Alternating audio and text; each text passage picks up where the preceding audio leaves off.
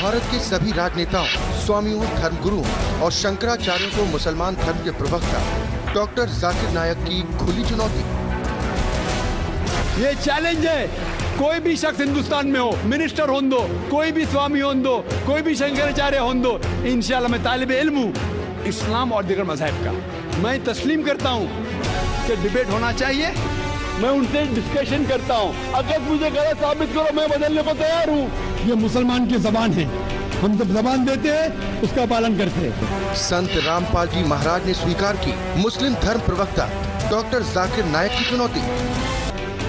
मुस्लिम धर्म प्रवक्ता डॉक्टर जाकिर नायक हैं सादर आमंत्रित, जब चाहे कर सकते हैं संत रामपाल जी महाराज के साथ ज्ञान चर्चा।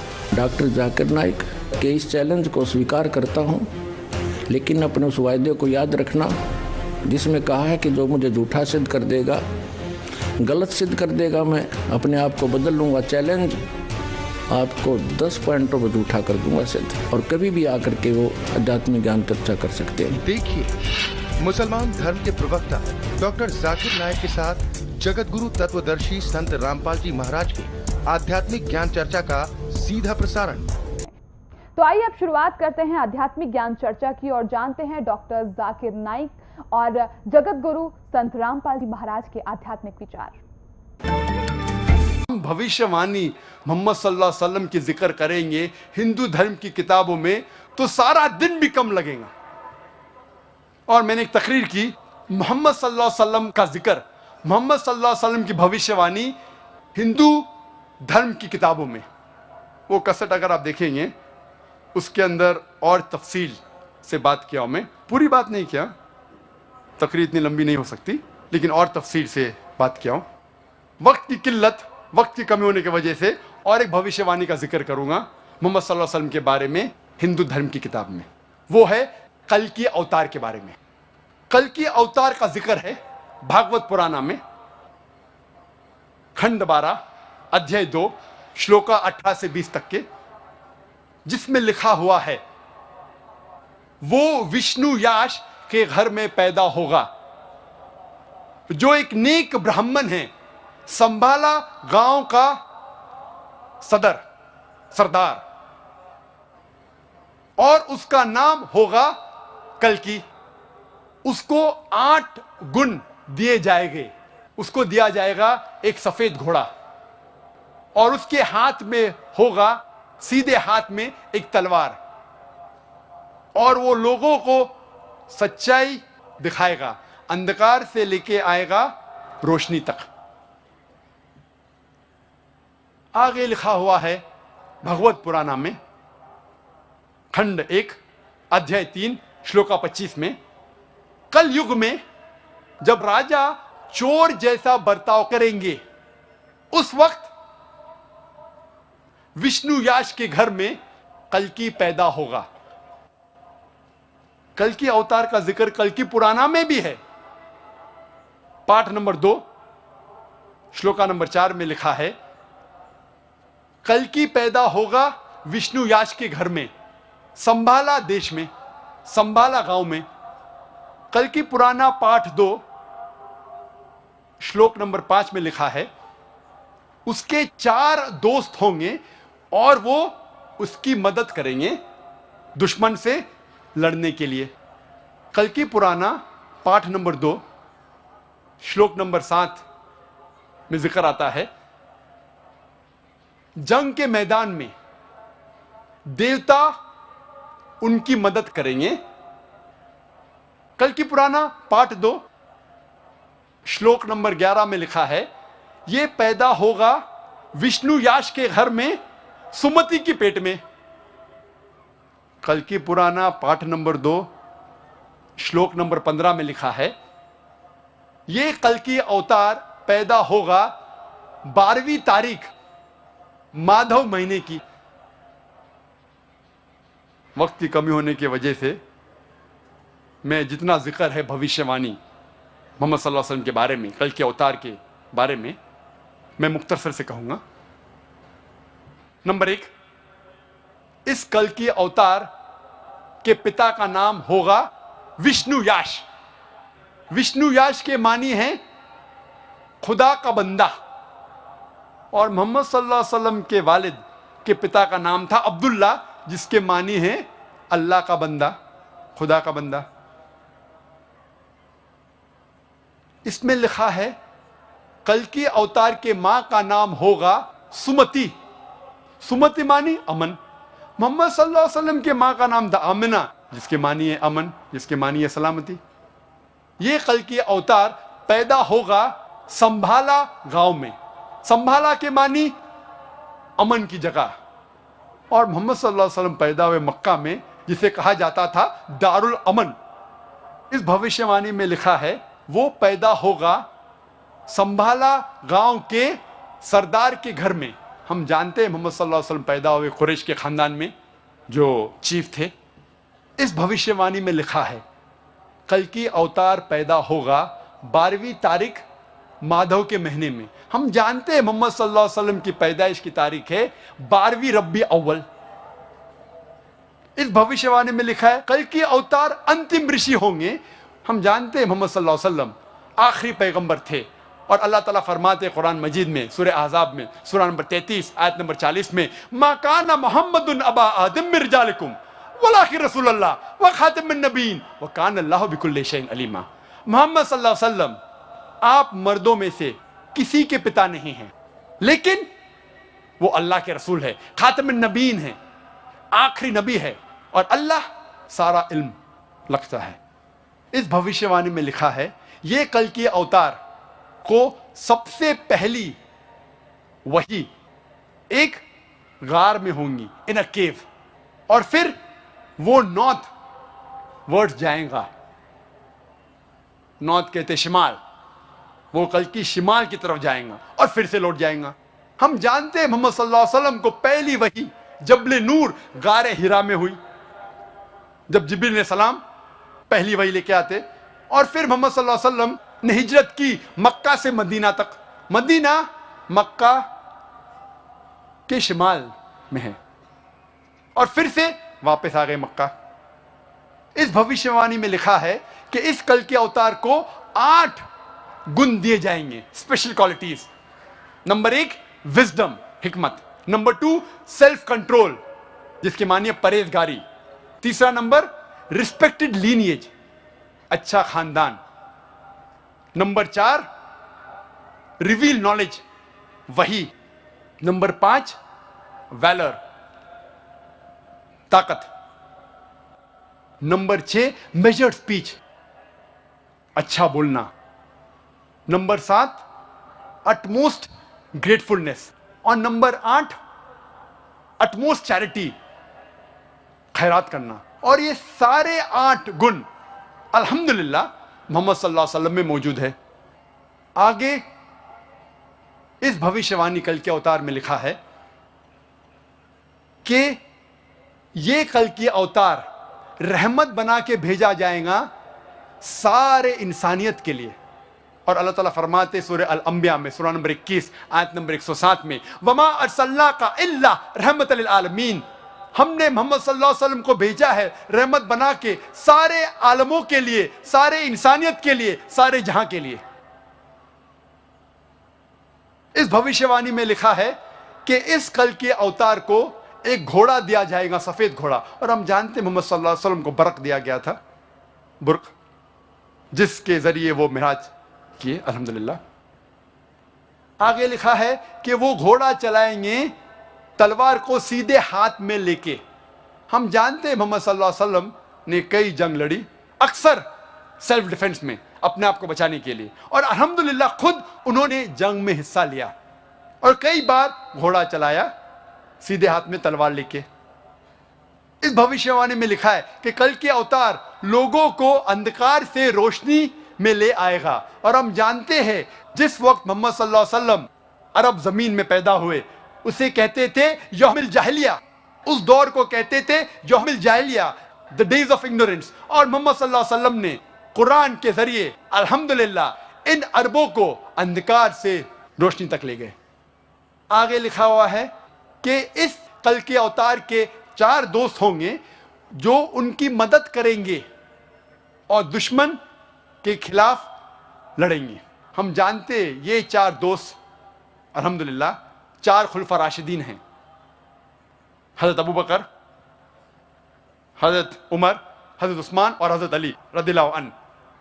और आखिरी पॉइंट कि जंग के मैदान में देवता उनकी मदद करेंगे। हम जानते हैं मोहम्मद सल्लल्लाहु अलैहि वसल्लम की मदद फरिश्तों ने की जंग के मैदान में, जिसका जिक्र है सूरह आल इमरान सूरह नंबर 3 आयत नंबर 123 से 125 तक, और सूरह अनफाल सूरह नंबर 8 आयत नंबर 8 और 9 में। यह था मुख्तसरन से कल के अवतार का जिक्र और मोहम्मद सल्लल्लाहु अलैहि वसल्लम की भविष्यवाणी हिंदू धर्म की किताबों में। अब इनकी एक अन्य और झूठ सिद्ध करते हैं अपने आत्माओं। डॉक्टर जाकिर नायक जी ने कहा है कि हजरत मोहम्मद जी ही कल्कि नामक अवतार थे, और उसका प्रमाण उन्होंने बताया है कि उनके प्रमाण कल्कि नामक अवतार होने का प्रमाण श्रीमद् भागवत के अंदर है। अब श्रीमद् भागवत के अंदर उस कल्कि नामक अवतार का जिक्र कहाँ है वो आपको दिखाते हैं। डॉक्टर जाकिर नायक जी कहते हैं कि श्रीमद् भागवत अर्थात श्रीमद् भागवत सुधा सागर के अंदर हजरत मोहम्मद जी के विषय में लिखा है कि वो कल्कि अवतार रूप में अवतरित होंगे, और उनका नाम भी सारा कुछ मिलाने की चेष्टा की है। कल्कि अवतार कब उत्पन्न होंगे इसके विषय में डॉक्टर जाकिर नायक जी बिल्कुल नहीं जानते, और न ही इन्होंने किसी ग्रंथ किसी पुस्तक को पढ़ा। इसको कोई पुस्तक हाथ लगी किसी पहले मुसलमान ने अपने ऐसी अज्ञान को आधार बनाकर उसके अंदर ये मंत्र कोड कर रखे हैं, ये अध्याय और पुस्तक लिखी हुई हैं। जिस समय ये कलयुग का वर्णन चल रहा है, ये देखिएगा 12 स्कंद और 935 पृष्ठ पे ये है श्रीमद् भागवत। हम यहाँ आ जाते हैं नीचे। दूसरा है कलयुग का धर्म। सुखदेव जी कहते हैं परीक्षित, समय बड़ा बलवान है, ज्यों ज्यों घोर कलयुग आता जाएगा त्यों त्यों उत्तरोत्तर धर्म सत्य पवित्रता क्षमा दया आयु बल और समण शक्ति लोप हो जाएगी। यानी लोगों की आयु भी कम हो जाएगी जब कलयुग बढ़ता चला जाएगा। अब यहाँ दिखाते हैं। अब हम आगे 936 पृष्ठ पे। कलयुग में मनुष्यों की परम आयु, जिस समय कल्कि नामक अवतार अवतरित होंगे उस समय कलयुग में मनुष्यों की परम आयु केवल 20 या 30 वर्ष होगी। अपने आत्माओं, जिस समय हजरत मोहम्मद जी का जन्म हुआ उस समय 20 और 30 वर्ष आयु नहीं थी, 100 वर्ष से भी ऊपर की आयु थी। तो ये आज से लगभग सन 2013 से लगभग लाखों वर्ष बाद कल्कि नामक अवतार आवेंगे। और ये झूठ बोल रहा है डॉक्टर जाकिर नाइक कि हजरत मोहम्मद जी ही कल्कि नामक अवतार थे। आगे देखो, यहाँ क्या बताया, उस कलयुग के अंदर जिस समय कल्कि नामक अवतार आएंगे, चारों वर्णों के लोग शूद्र के समान हो जाएंगे, गौवें बकरियों की तरह छोटी छोटी और कम दूध देने वाली हो जाएंगी। सूक्ष्म वेद में भी यही बताया है परमात्मा ने कि जिस समय कल्कि अवतार आएगा, कलयुग का एंड होने को होगा, उस समय मनुष्यों की आयु केवल 20 वर्ष रह जाएगी। 5 वर्ष उसमें से खंड होंगे, यानी 15 वर्ष की आयु में वो जन्म भी लेंगे, संतान उत्पत्ति भी कर लेंगे और मृत्यु भी हो लेगी। और 5 वर्ष की लड़की के बच्चे उत्पन्न होने लग जाएंगे। और बकरियां, गायें जो हैं आजकल की बकरियों के तुल्य हो जाएंगी, इतनी कद की रह जाएंगी। और मनुष्य 2.5-3 फुट के मैक्सिमम हो जाएंगे, मकान नहीं रहेंगे, बिल खोद कर रहा करेंगे खड्डों में, वर्षा नहीं होया करेगी, भयंकर तूफान चला करेंगे, भूकंप आया करेंगे, झाड़ जंखाड़ चला करेंगे और लोग सभी मांसाहारी हो जाएंगे। सूक्ष्म वेद में ऐसा लिखा है। और ये जो श्रीमद् भागवत आपको पढ़कर दास सुना ही रहा, देखिएगा, गौवें बकरियों की तरह छोटी छोटी और कम दूध देने वाली हो जाएंगी। तो पुण्यात्मा डॉक्टर जाकिर नाइक एक नंबर का झूठा व्यक्ति है।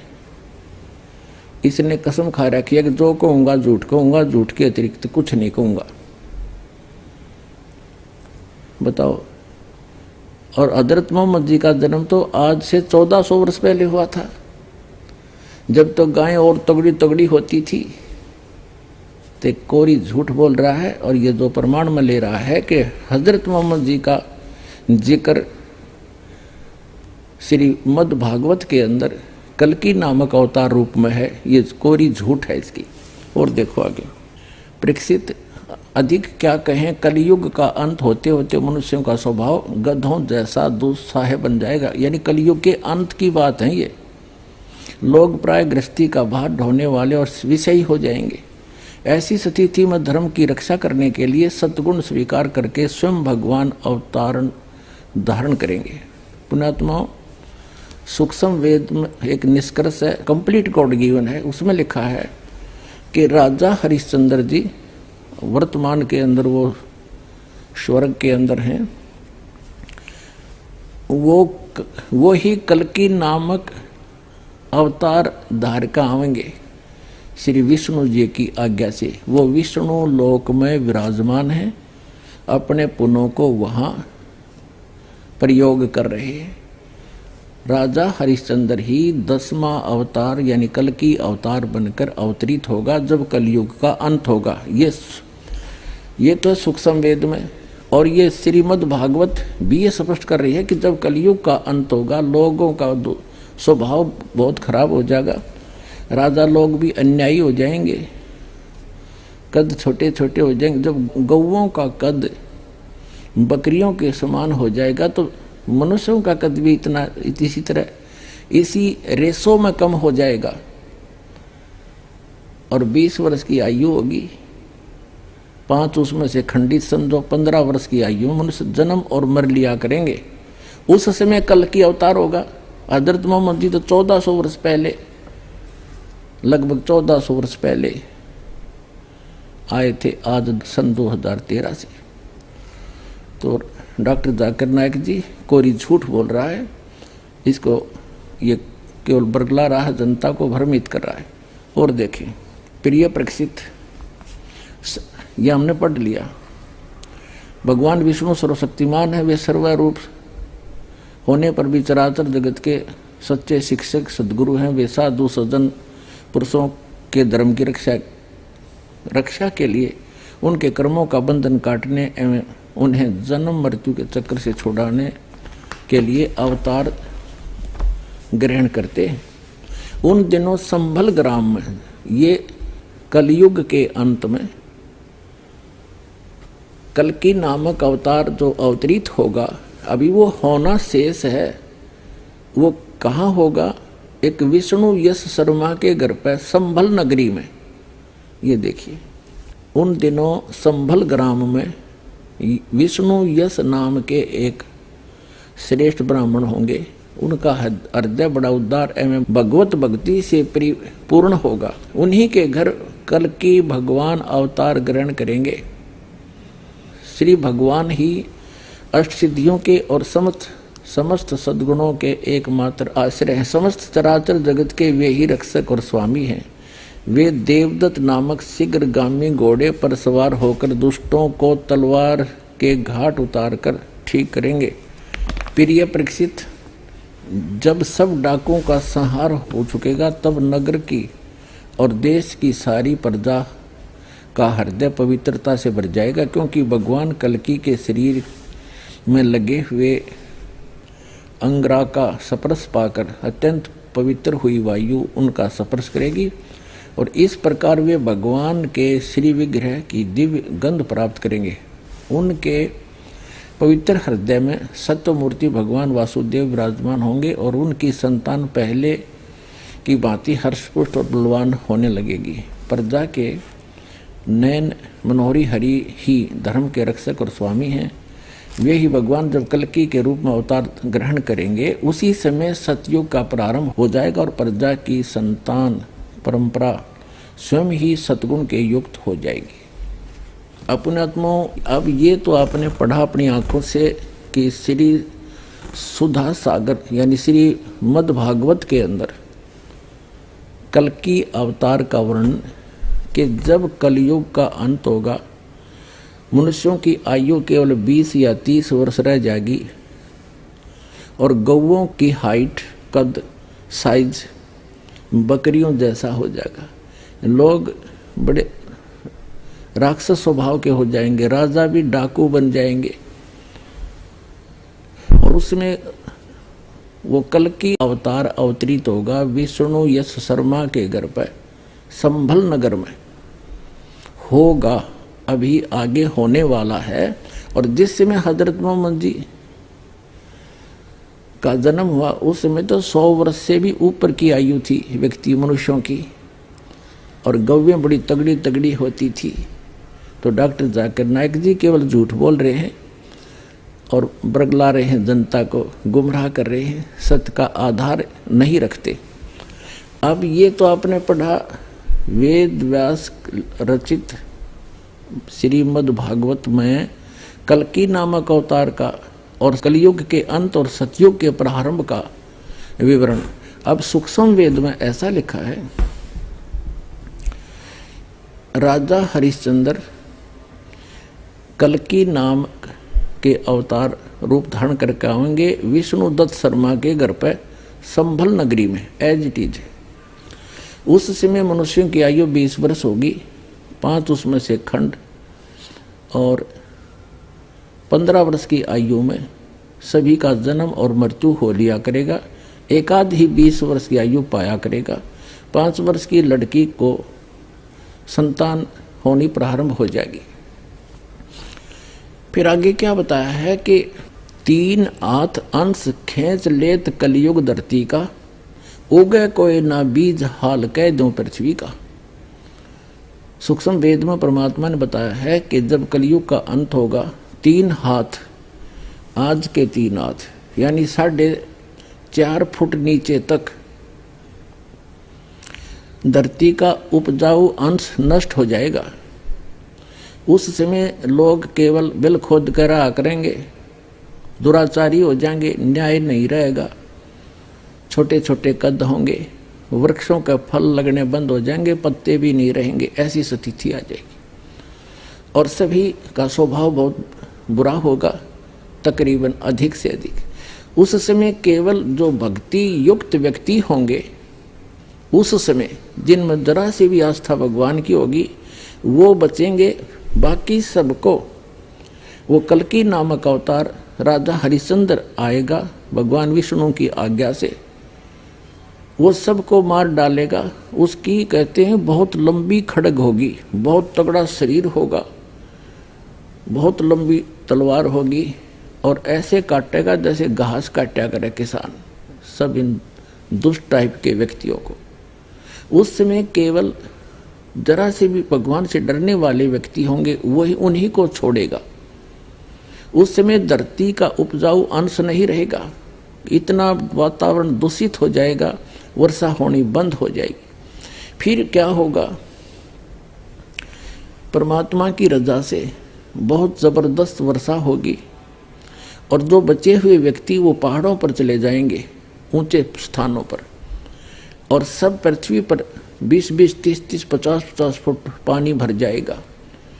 इस तरह कलयुग का अंत होगा, और फिर धीरे धीरे ये जल सूखेगा।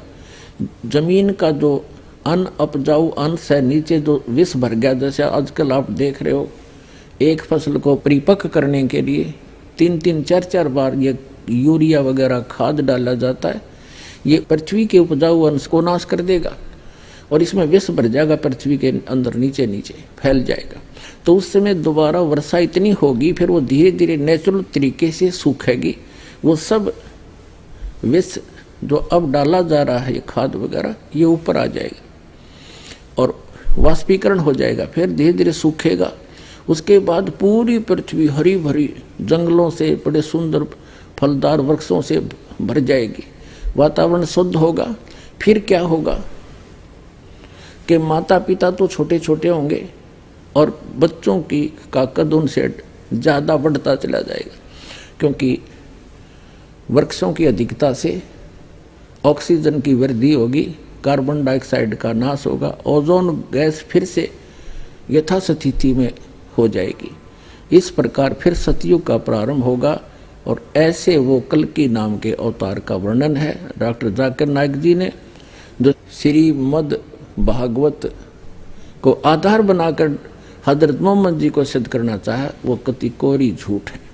इनका सारा ही जो विवरण है वो केवल जनता को बरगलाने के लिए और केवल असत्य प्रचार का ही उद्देश्य रखते हुए ये अपना प्रचार करते हैं। दर्शकों, अभी आपने सुने जगत गुरु तत्वदर्शी संत रामपाल जी महाराज के विचार। और आइए अब जानते हैं मुसलमान धर्म के प्रवक्ता डॉक्टर जाकिर नाइक जी के विचार। अब हम तस्किरा करेंगे मजहब इस्लाम में खुदा का तसव्वुर, अल्लाह का तसव्वुर। और सबसे बेहतरीन जवाब कोई भी मुसलमान आपको दे सकता है, वो है, आपको कहेगा सूरह इखलास के बारे में, सूरा नंबर 112 आयत नंबर 1 से 4, जहां अल्लाह सुब्हानहू व तआला फरमाते, कुल हु अल्लाहु अहद, कहो कि अल्लाह एक है, अल्लाह समद, अल्लाह बेनियाज है, लम यलिद वलम युलद, ना वो किसी को जनता है ना किसी से जना है, वलम यकुल लहु कुफुवन अहद, उसके जैसा कोई नहीं है। ये 4 आयतों जो सूरह इखलास की है, सूरा नंबर 112 आयत नंबर 1 से 4, ये अल्लाह सुब्हानहू व तआला की तारीफ है। इसे मैं कहता हूं द टचस्टोन ऑफ थियोलॉजी। थियो मीन्स गॉड, खुदा, लॉजी मीन्स स्टडी, जिसके मानी है स्टडी ऑफ गॉड, खुदा की स्टडी। ये टचस्टोन है थियोलॉजी का। टचस्टोन उर्दू में मैं कहूंगा तलिस्मा। आप जब कोई जौहरी के पास जाते हैं सोना खरीदने या बेचने के लिए, और आप जानना चाहते हैं कि सोना कितना खरा है, तो आप जौहरी को देते हैं, आप ये सोना जौहरी को देते हैं, और वो सोने को टचस्टोन से, एक पत्थर से घिसता है, और जिस तरीके का रंग उस पत्थर पे आता है, फिर वो आपसे कहेगा कि ये सोना हो सकता है कि 22 कैरेट का है, या 20 कैरेट का है, या 18 कैरेट का है, या हो सकता है वो सोना ही नहीं है, क्योंकि हर चीज जो चमकती है वो सोना नहीं है। All that glitters is not gold. इसे कहते हैं touchstone. Surah Ikhlas is the touchstone of theology. जो भी खुदा की आप इबादत करते हैं, अगर आप जानना चाहते हैं कि वो सही खुदा है या सही भगवान है, आप उस भगवान, उस खुदा को जांचो सूरह इखलास की बुनियाद पर, और फिर आपको पता लगेगा कि जो खुदा की आप इबादत कर रहे हैं वो सही खुदा है कि नहीं। और जैसा कि डॉक्टर जाकिर नाइक जी बार बार कहते हैं कि जिस खुदा की आप भक्ति करते हो उसको जांच लो, वो वास्तव में अल्लाहु अकबर है भी कि नहीं। उसके जांचने के लिए वो पैमाना बताते हैं। कुरान मजीद यानी कुरान शरीफ की सूरत इखलास नंबर 112 और आयत नंबर 1 से 4 में स्पष्ट किया है कि वो ना तो खुद जना है और ना वो कभी मरता है, वो कुल मालिक है।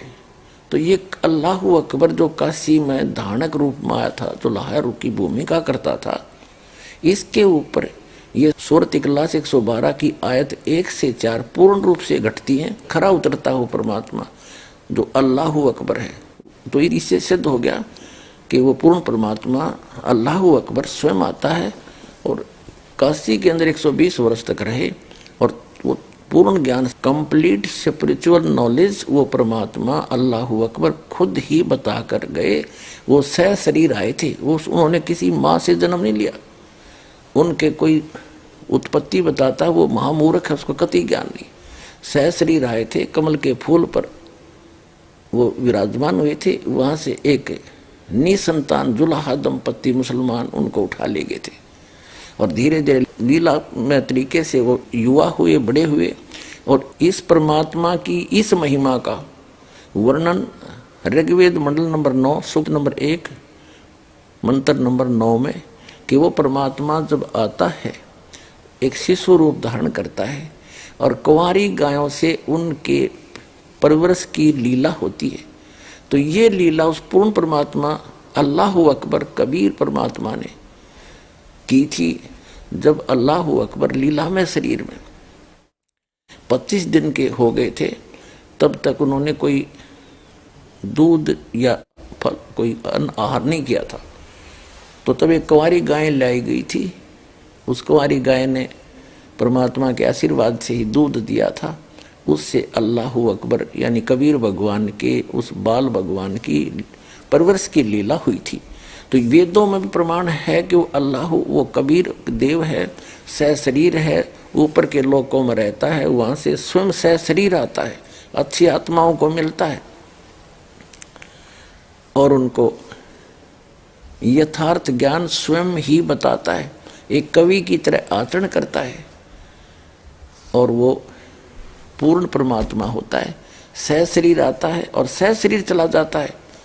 जैसे एक मगहर नाम का स्थान है, संत कबीर नगर जिला उत्तर प्रदेश के अंदर, पहले वो बस्ती जिला के अंदर था। वहाँ एक मगहर छोटा सा नगर है, उसके अंदर एक बिजली खान नाम के मुसलमान नवाब थे। वो भी उस अल्लाह अकबर अल्लाह कबीर यानी जो धरती पाए हुए थे सह शरीर, उनके शिष्य थे। और काशी शहर के नवाब हिंदू राजा थे वीर देव सिंह बघेल, और वो दोनों ही उनके शिष्य थे। उनकी भक्ति और शक्ति से प्रभावित होकर उनके शिष्य हुए थे। अंत में उन्होंने अल्लाह अकबर ने, अल्लाह कबीर ने यानी उस जुलाहा कबीर ने ये फैसला किया था कि मैं मगहर के अंदर अपना शरीर छोड़ दूंगा,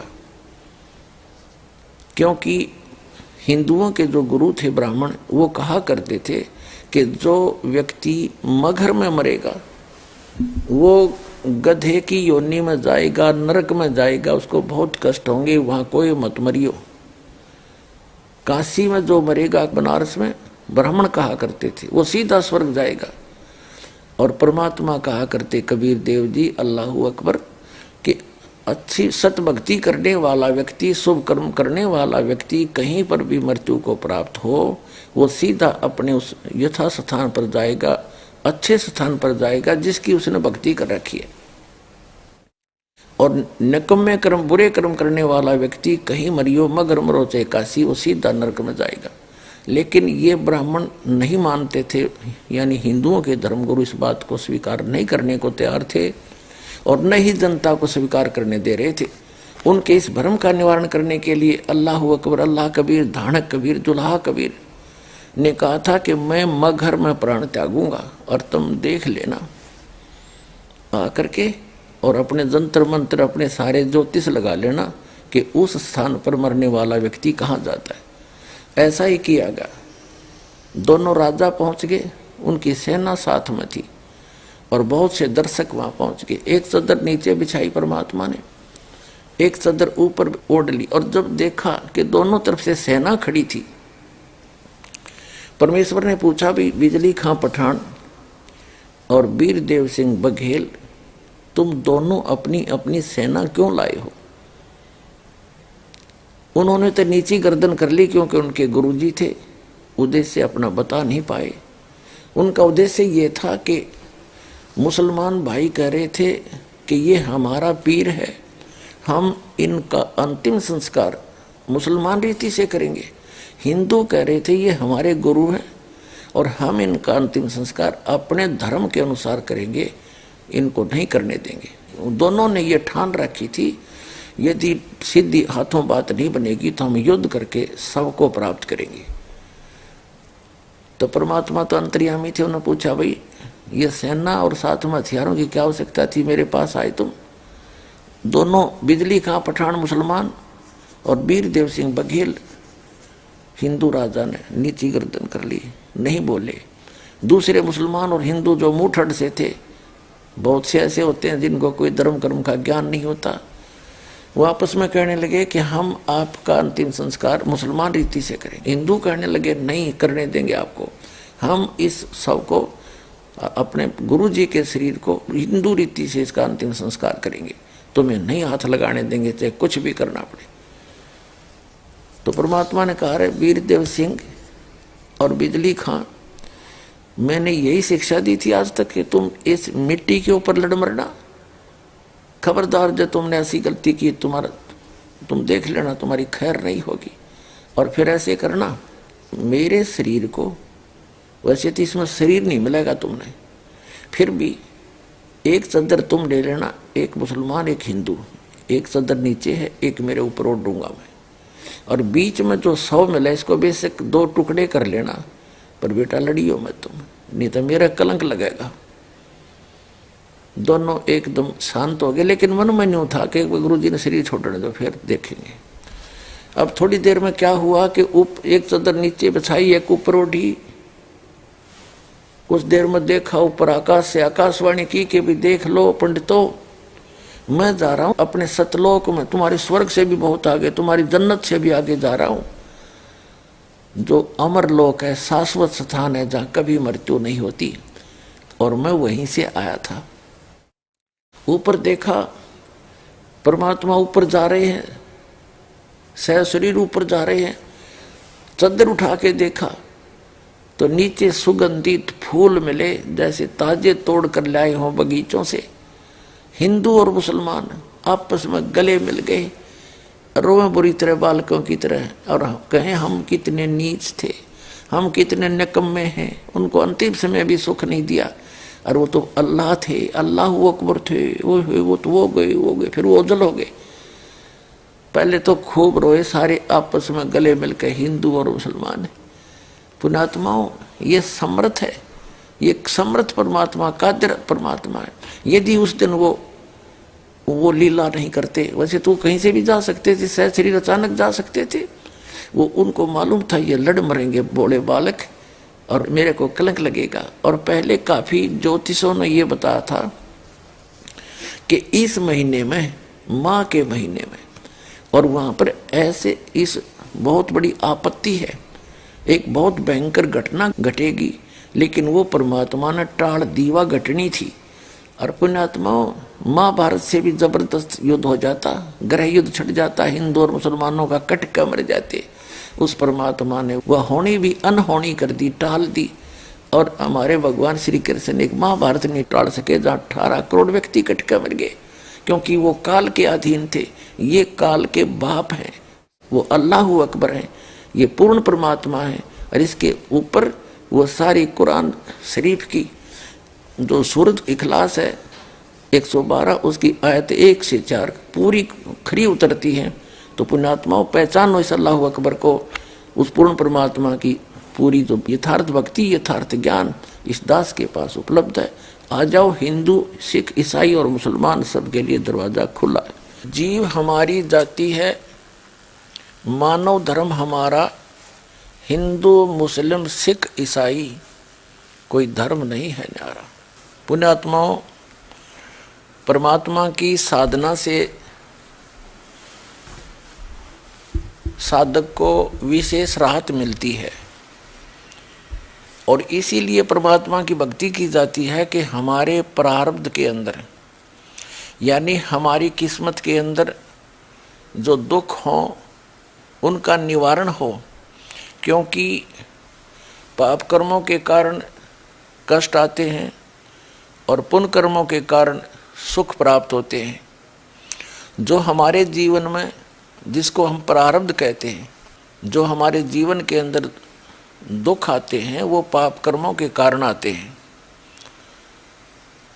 जो हमारी किस्मत के अंदर पूर्व निर्धारित होते हैं और सुख जो हमें यहाँ सांसारिक सुख प्राप्त होते हैं वो भी हमारी किस्मत में, जिसको हम प्रारब्ध कहते हैं, वो पहले ही निर्धारित होते हैं, फिक्स्ड होते हैं।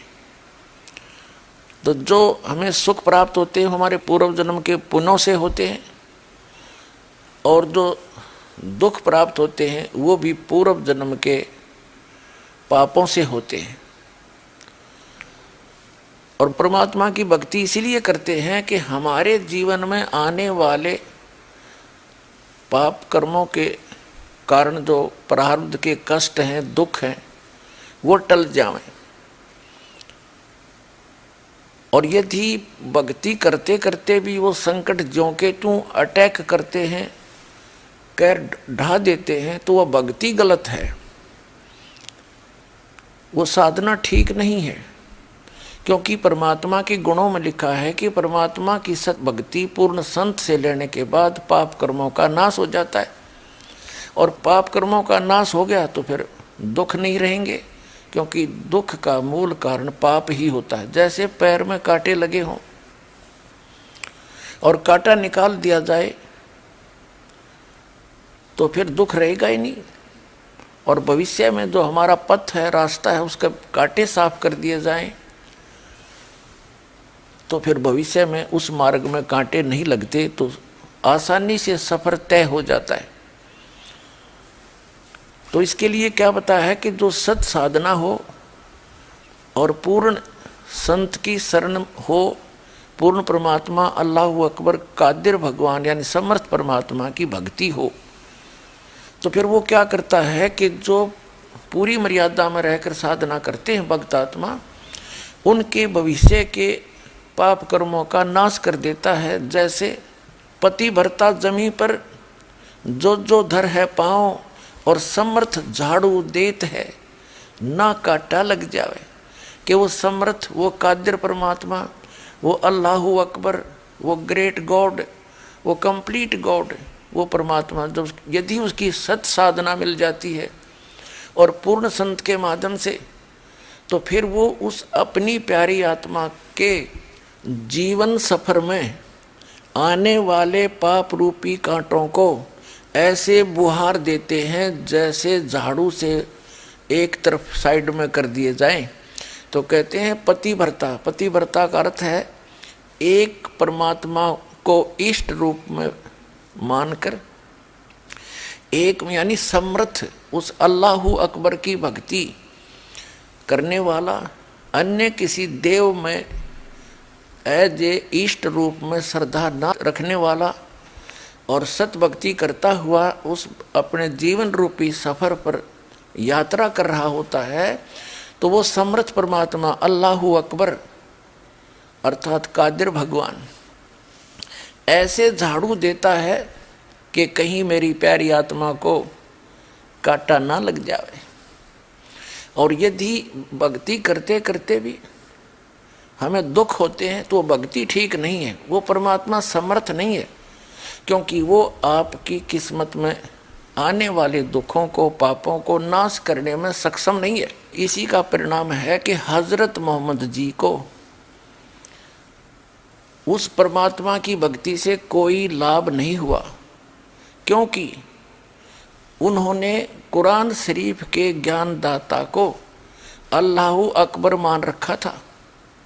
लेकिन वो कुरान शरीफ का ज्ञानदाता सूरत फुरकानी चैप्टर 25 आयत नंबर 52 से 59 में स्पष्ट करता है कि वो अल्लाहु अकबर तो कोई और परमात्मा समर्थ उसी की भक्ति के लिए प्रेरणा करता है, और कहता उसकी खबर मैं नहीं रखता। यानी कौन? कुरान शरीफ का ज्ञानदाता उस समर्थ परमात्मा अल्लाहु अकबर, उस बड़े भगवान की, उस ग्रेट गॉड की जानकारी नहीं रखता, ना उसकी भक्ति विधि से परिचित है। उसने तो सूरत फुरकानी 25 आयत नंबर 59 में स्पष्ट कर दिया है कि ये वही परमात्मा है अल्लाहु अकबर, जिसने 6 दिन में सृष्टि रची और 7वें दिन तख्त पर जा बैठा। उसकी खबर किसी बाखबर से पूछ लो, मुझे ज्ञान नहीं।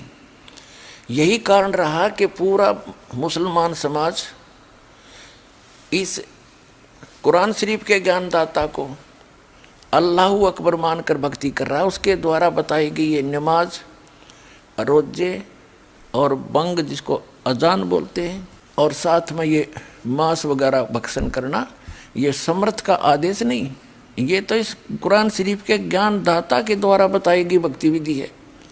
और ये समर्थ है नहीं, जिस कारण से हजरत मोहम्मद जी को कोई आध्यात्मिक लाभ प्राप्त नहीं हुआ।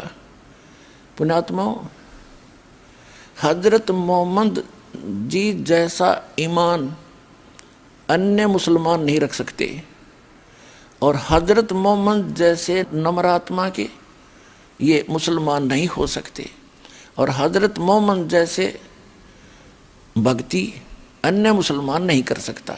और ऐसी पुण्यात्मा को ऐसे कहर टूटे, उसका कारण यही था कि ये भक्ति ठीक नहीं है, ये कंप्लीट गॉड नहीं है, जिसको कंप्लीट गॉड मान के पूरा मुसलमान समाज भक्ति कर रहा है। अब आपको दिखाते हैं हजरत मोहम्मद जी की जीवनी से कि उनके सामने ये ऐसी इस अल्लाहू अकबर मान का इस कुरान शरीफ के ज्ञानदाता की दी हुई भक्ति को करते करते 3 पुत्र थे, तीनों मृत्यु को प्राप्त हुए, और स्वयं उनका अंत कैसा हुआ आपके रूबरू करते हैं। ये देखिएगा जीवनी हजरत मोहम्मद सल्लल्लाहु अलैहि वसल्लम, मोहम्मद इनायतुल्लाह सुबहानी। ये देखिएगा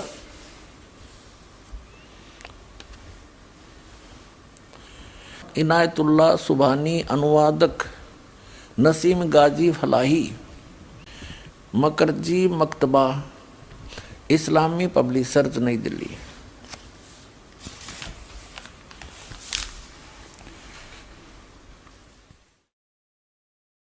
जीवनी हजरत मोहम्मद, SAW हिंदी, इस्लामी साहित्य ट्रस्ट प्रकाशन 81 सर्वाधिकार प्रकाश का अधीन। नाम मूल किताब मोहम्मद अरबी उर्दू, प्रकाशक हैं मरकजी मकतबा पब्लिशर्स, D307 दावत नगर, अब्बुल फजल इनकलेव, जामिया नगर, नई दिल्ली। दूरभाष इतने फैक्स नंबर इतने। और मुद्रक हैं HS ऑफसेट प्रिंटर्स दिल्ली, मुद्रक। ये देखिएगा पृष्ठ 64 पे, 64 पे। लेकिन ये मुबारक घड़ियां और खुशी के दिन जल्द ही खत्म हो गए। आप के सब बेटे एक एक करके अल्लाह को प्यारे हो गए। कासिम, तैयब और ताहिर सब अल्लाह से जा मिले। इनकी मृत्यु होगी तीनों पुत्रों की, कासिम, तैयब और ताहिर की। और जख्म पर जख्म लगते रहे, लेकिन आप सब्र करते रहे। बचपन में तो यतीमी का दुख उठाया। जब हजरत मोहम्मद जी माँ के गर्भ में थे तब तो पिता की मृत्यु हो गई थी। जब ये 5 वर्ष के हुए तो माता की मृत्यु होगी। 8 वर्ष के हुए तो दादाजी की मृत्यु होगी। एक यानी अनाथ की तरह जीवन व्यतीत किया। फिर 25 वर्ष की उम्र में एक 40 वर्षीय खदीजा नामक स्त्री, जो पहले 2 बार विधवा हो चुकी थी, उससे विवाह हुआ। उसके बाद उस खदीजा जी से इनको 3 पुत्र और 4 पुत्रियां प्राप्त हुई। तीनों पुत्र पिता के सामने मर गए। बता, या कोई भक्ति है? तो पुण्यात्माओं, दास का उद्देश्य है कि आपको सतर्क करके, और पहले जो हमसे गलतियां होगी जिनका कितना भयंकर दंड हम भोग चुके हैं, कम से कम अब सावधान हो जाओ। इस दास के पास वो भक्ति है, आप सत भक्ति करोगे तो ये दुख नहीं हो सकते। बाप से पहले बेटा नहीं मर सकता, ये गारंटीड बात समझ लेना। अगदी नियम में रहोगे ना तो भक्ति की जरूरत ही नहीं है। बचपन से यतीमी का दुख यानी अनाथपने का दुख उठाया। बड़े हुए थे अपने जिगर के टुकड़ों का गम सहन करना पड़ा, तीनों पुत्र मर गए। आपकी बेटियां ही रह गई जो 4 थी, जैनब, रुक्या, उम्मे कुलसूम और फातिमा। अब आपको दिखाते हैं हजरत मोहम्मद जी की मृत्यु कैसे हुई। अब देखिएगा, अब यहाँ से शुरू करते हैं। ये वही है जीवनी हजरत मोहम्मद सल्लल्लाहु अलैहि वसल्लम। अब इसके 307 पृष्ठ पर से पढ़ते हैं। हिजरत का 10वां साल था। प्यारे नबी हज के इरादे से मक्का रवाना हुए। आपके साथ 1 लाख से ज़्यादा बहादुर साथियों का काफिला था।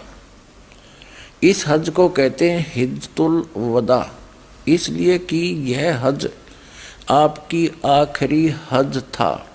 इसके बाद आपको मक्का, काबा और अरफात की जियारत का मौका न मिल सका। अब यहाँ देखा, ये 307 पर ही पढ़ रहे हैं। प्यारे नबी सल्लल्लाहु ने तकरीर करते हुए यह भी बताया कि मुसलमान आप कैसे रहें। फिर यहाँ बताया है, लोगों तुम्हारा रब एक है, तुम्हारा बाप एक है, तुम सब आदम के बेटे हो और आदम मिट्टी से बने हैं। खुदा के नज़दीक तुम में सबसे बेहतर वह है जो खुदा से सबसे ज़्यादा डरने वाला हो। ठीक, अब यहाँ जाते हैं। अब 308 पे पढ़ा, आप ना 309 पढ़ रहे हैं, 307-8 पढ़ लिया। हिज्जतुल वदा को अभी 3 महीने से ज़्यादा न गुजरे थे कि प्यारे नबी सल्लल्लाहु वसल्लम यानी हज़रत मोहम्मद जी पर बीमारी का हमला हुआ, और वह भी इतना ज़ोरदार कि इससे पहले कभी न हुआ था। बुखार इतना तेज हुआ कि आँखों से नींद उड़ गई। रात का समय था। आप सल्लल्लाहु बिस्तर से उठे और घर से बाहर आए और मुसलमानों के कब्रिस्तान की तरफ चले। वहाँ पहुँचे तो फरमाया, तुम पर सलामती हो हे कब्र वालों। आप सल्लल्लाहु ने हज़रत मोहम्मद जी ने उनके लिए नजात की दुआ की। उसके बाद घर लौट आए। प्यारे नबी सल्लल्लाहु यानी हज़रत मोहम्मद बीमार हुए तो सबसे पहले आपको कब्रिस्तान की जियारत का ख्याल आया। कब्रिस्तान जाने पर यह एहसान भी शामिल था कि अब आपके जाने के दिन करीब हैं। प्यारे नबी सल्लल्लाहु का नियम था कि एक एक दिन प्रत्येक बीबी के यहाँ ठहरते। बीमारी की हालत में भी आपके इस नियम में फर्क नहीं आया। बारी बारी आप हर बीबी के यहाँ जाते रहे। 5 दिन तक ऐसा ही चलता रहा। फिर हालत बहुत ज़्यादा खराब हो गई, चलने फिरने की ताकत न रही। हज़रत मोहम्मद जी के 11 पत्नियां थी। इसी में वर्णन है, समय आने पर दिखाएंगे। अब 310 पर पढ़ेंगे। कमजोरी बहुत ज़्यादा थी। बेसहारा चलना आप सल्लल्लाहु के लिए अब मुमकिन न था। हज़रत अली और हज़रत अब्बास आपको सहारा देकर बड़ी परेशानियों से हज़रत आयशा के यहाँ लाए। सिर दर्द की ज़्यादती के कारण आपके सिर में रुमाल भी बांधा गया। मुसलमान उदास थे, बेचैन और बेकरार थे, क्योंकि उनका प्यारा बीमारी के बिस्तर पर था और बीमारी हर क्षण बढ़ती जा रही थी। इससे पहले कभी आप इस तरह बीमार नहीं हुए थे, इसलिए वे और भी ज़्यादा निराश और फिक्रमंद थे। अब हम 310 पढ़ के 311 पढ़ रहे हैं पृष्ठ। जीवनी हज़रत मोहम्मद। प्यारे नबी की हालत गिरती गई। बुखार कभी घट जाता, कभी बढ़ जाता। जब तक पैरों में दम रहा और चलने फिरने की ताकत रही, आप सल्लल्लाहु मस्जिद में जाते रहे और मुसलमानों की इमामत करते रहे। सबसे आखिरी नमाज जो आपने पढ़ाई वह मगरिब की नमाज थी। ईसा का वक्त हुआ और आप सल्लल्लाहु ने पूछा नमाज हो चुकी? साथियों ने कहा बस आपकी इंतज़ार है। आपने बर्तन में पानी भरवाया, गुस्ल किया, उठना चाहा तो बेहोश हो गए। कुछ देर के बाद होश आया तो पूछा नमाज हो चुकी? साथियों ने फिर कहा हुजूर आपका इंतज़ार है। आप फिर नहाए और उठना चाहा, इस बार भी आप बेहोश हो गए। कुछ देर में होश आया तो पूछा नमाज हो चुकी? फिर वही जवाब मिला आपका इंतज़ार है। आपके शरीर पर पानी डाला गया, उठने का इरादा किया तो फिर बेहोश हो गए। इस बार होश आया तो फरमाया अबू बकर से कहो वे नमाज पढ़ाए। हज़रत आयशा अल्लाह के रसूल उनकी आवाज़ बहुत धीमी है, कुरान पढ़ते हैं तो रोते भी बहुत हैं, लोग उनकी आवाज़ सुन न सकेंगे। 312 पे प्यारे नबी सल्लल्लाहु उन्हीं से कहो नमाज पढ़ाएं। हज़रत आयशा ने दोबारा वही बात अर्ज की।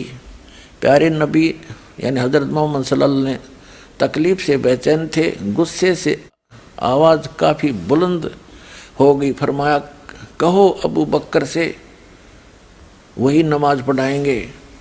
हज़रत अबू बकर ने आदेश का पालन किया और कई दिन नमाज पढ़ाते रहे। इंतकाल से 4 दिन पहले कुछ सुकन हुआ यानी कुछ राहत मिली। फिर आप सल्लल्लाहु हज़रत मोहम्मद जी ने फरमाया मुसलमानों, ये तो उन्होंने हिदायत दी है। अब 313 पर देखिएगा। इंतकाल से 1 दिन पहले आपको फिर ख्याल आया तो पूछा कि वे अशरफियाँ क्या हुई? हज़रत आयशा ने कहा अल्लाह के रसूल वे घर में ही हैं। आप हज़रत मोहम्मद ने वे अशरफियाँ मंगवाई और हज़रत आयशा ने हाजिर कर दी। उनको आपने हथेली पर रखा और फरमाया अगर मोहम्मद को मौत आ गई और उसके पास ही रखी रह गई, यह उसके पास ही रखी रह गई तो वह अपने रब को क्या जवाब देगा? फिर आपने उनको कुछ गरीब मुसलमानों में बांट दिया। तकलीफ बहुत बढ़ गई, बुखार इतना तेज़ हुआ कि पूरा शरीर जलने लगा। चहेती बेटी फातिमा रोज़ बाप की खिदमत में हाजिर होती। आप उन्हें देखकर स्नेह से खड़े हो जाते, उन्हें चूमते और अपने पास बिठा लेते। आज बला की बेचैनी थी, कमज़ोरी भी बहुत ज़्यादा थी। हज़रत फातिमा आई तो आप उठकर प्यार न कर सके। वे पास आई, स्वयं उन्होंने आपको चूमा और पहलू में बैठ गई। बुखार इतना तेज था कि बार बार आप बेहोश हो जाते। पास ही एक बर्तन में ठंडा पानी था, आप उसमें हाथ डालते और चेहरे पर मलते। बेचैनी बहुत थी। ठीक उसी वक्त आपके होठ हिले और कानों ने ये शब्द सुने, यहूदियों और ईसाइयों पर अल्लाह की लानत हो कि वे अपने पैगंबरों की कब्र में सजदे करने लगे। कमजोरी हर अक्षण बढ़ती जा रही थी, मौत धीरे धीरे सरकती आ रही थी। आपने बर्तन में ठंडा पानी मांगा, तुरंत पानी पेश कर दिया गया। आप बार बार उसमें हाथ डालते और चेहरे पर मलते। चादर कभी मुंह पर डाल लेते, कभी हटा लेते। उस समय निरंतर आपके मुख से ये शब्द निकल रहे थे, हे अल्लाह, नजा यानी जान निकलने के समय की परेशानी को झेलना मेरे लिए आसान कर दे। प्यारे बाप की बेचैनी देखकर हज़रत फातिमा बेचैन हो गई। वे खुद ब खुद पुकार उठी, हाय मेरे बाप की बेचैनी। आपने सुना तो फरमाया आज के बाद फिर तुम्हारा बाप बेचैन न होगा। अपराह्न का समय था, आफ्टरनून। सीने में सांस धड़क रही थी। इतने में आप सल्लल्लाहु के होठ हिले और कानों में ये आवाज़ आई। 315 पे नमाज, गुलामों से अच्छा सलूक।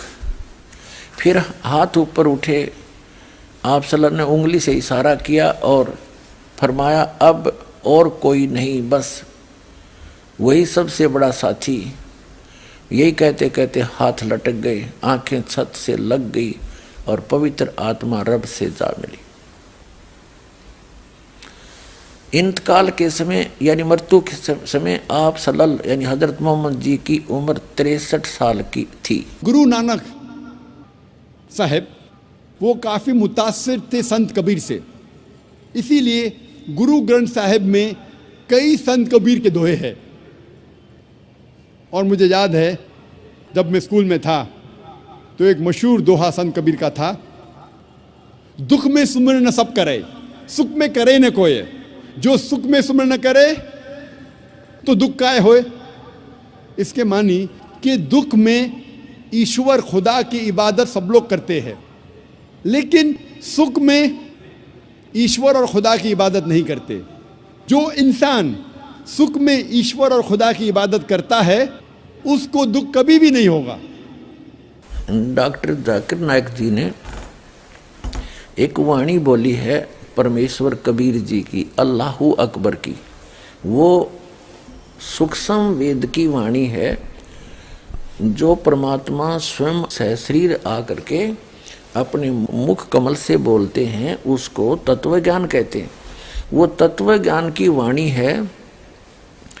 कबीर दुख में सुमन सब करें और सुख में करे न कोय, जय सुख में सुमन करे तो दुख काहे को होए। ये वाणी है उस सूक्ष्म वेद की, और ये किसके विषय में संकेत करती है कि जो पूर्ण परमात्मा अल्लाहु अकबर की भक्ति करते हैं और जो सुख में यानी सारे सुख हों और फिर भी परमात्मा याद करते हैं। दुख में तो सभी याद करते हैं और परमात्मा दुखी को भी सुखी करता है, और सुख में कोई नहीं करता। यदि सुख में सुमन करते हों तो उनको दुख कभी नहीं हो। ये बिल्कुल सही है, और ये पूर्ण परमात्मा अल्लाहु अकबर का विधान है। और आप जी को दिखाते हैं, हजरत मोहम्मद जी एक बहुत ही नेक आत्मा थे। एक संपन्न औरत थी खदीजा नाम की, जिसके पास बहुत माया थी, धन बहुत था, और उससे हजरत मोहम्मद जी का विवाह हुआ था। तो उनको कोई दुख नहीं था उस समय। और जब वो 40 वर्ष के हुए और उनके 7 संतान भी होली थी, 3 पुत्र और 4 पुत्रियां। तो हजरत मोहम्मद जी तो इस कुरान शरीफ के ज्ञानदाता की भक्ति कर रहे थे। इसको अल्लाहु अकबर जान के, ये अल्लाहु अकबर नहीं है। कुरान मजीद के अंदर सूरत फुरकानी चैप्टर नंबर 25 आयत नंबर 52 से 59 में कुरान शरीफ का ज्ञानदाता स्पष्ट करता है कि जिसने 6 दिन में सृष्टि रची वो अल्लाहु अकबर है, अल्लाह कबीर है। और वो 6 दिन में सृष्टि रची और 7वां दिन तख्त पर जा बैठा। उसकी खबर किसी बाखबर से, तत्वदर्शी संत से पूछ लो, मैं नहीं जानता। यदि जानता होता तो एक सूरत और लिखवा देता। तो इससे सिद्ध है कि कुरान शरीफ का ज्ञानदाता तो अल्लाहु अकबर की जानकारी भी नहीं रखता और उसी की भक्ति करने को कह रहा है। और गलती से हजरत मोहम्मद जी ने कुरान शरीफ के ज्ञानदाता को अल्लाहु अकबर जान के सुख में भक्ति करी, और उसके ऊपर किसी कैर टूट गए। 3 पुत्र थे, आंखों के तारे, तीनों के तीनों उनकी आंखों आगे मर गए। तो वो व्यक्ति सुखी नहीं हो सकता, चाहे कितनी बात बनाओ। कारण क्या रहा कि उन्होंने अल्लाहु अकबर की भक्ति प्राप्त नहीं हुई। अल्लाहु अकबर की यदि भक्ति करें तो सुख में यदि भक्ति करें, उनको तो सपने में भी दुख नहीं हो सकता। और जो दुखी हो वो भी आ जाए शरण में, उसकी भी मोक्ष हो। हजरत मोहम्मद जी के ऊपर कैर पे कैर टूट गए। उनकी 63 वर्ष की आयु में मृत्यु होगी और बेहोश होकर गिर जाता था। तो ये जो कुरान शरीफ का ज्ञानदाता, ये डम्मी गॉड है, अधूरा इनकम्प्लीट गॉड है। कंप्लीट गॉड है वो अल्लाहु अकबर, वो अल्लाह कबीर है, वो कबीर परमात्मा, कबीर परमेश्वर है। उसकी भक्ति इस दास के पास उपलब्ध है, आओ और अपना कल्याण करवाओ। और जो अल्लाह अकबर की जिन्होंने भक्ति की, अब आपके रूबरू कराते हैं उनको कितने सुख हुए, और आज वर्तमान में हो रहे हैं, ये उस अल्लाह अकबर की भक्ति कर रहे हैं जिनके ऊपर दुख नाम की चीज नहीं आ सकती। और जैसे हजरत मोहम्मद जी के ऊपर कैर पे कैर टूटे और अंत में कैसे मृत्यु हुई, धिक्कार ऐसी भक्ति को। वो भक्ति नहीं और वो भगवान नहीं जो इतनी भी रक्षा नहीं कर सकता। तो इससे सिद्ध है पूरा मुसलमान धर्म उस अल्लाह अकबर की भक्ति ना करके डम्मी गॉड की भक्ति कर रहा है। वो कंप्लीट गॉड की, अल्लाह अकबर की, उस परम अक्षर ब्रह्म की भक्ति इस दास के पास उपलब्ध है। आइए और प्राप्त करिए, अपना मोक्ष कराइए। तो पुण्यात्माओं, दास की प्रार्थना है वो सत भक्ति इस दास के पास उपलब्ध है। आपको कभी दुख नहीं होगा, परमात्मा हरदम साथ रहेगा। वो अल्लाह अकबर की भक्ति उसने खुद आकर के यहाँ बताई है, वो ज्ञान इस दास के पास उपलब्ध है। उसको प्राप्त करो, अपना कल्याण करवाओ। पुण्यात्माओं, जीव हमारी जाति है, मानव धर्म हमारा हिंदू मुस्लिम सिख ईसाई कोई धर्म नहीं है न्यारा। बोलो सतगुरुदेव की।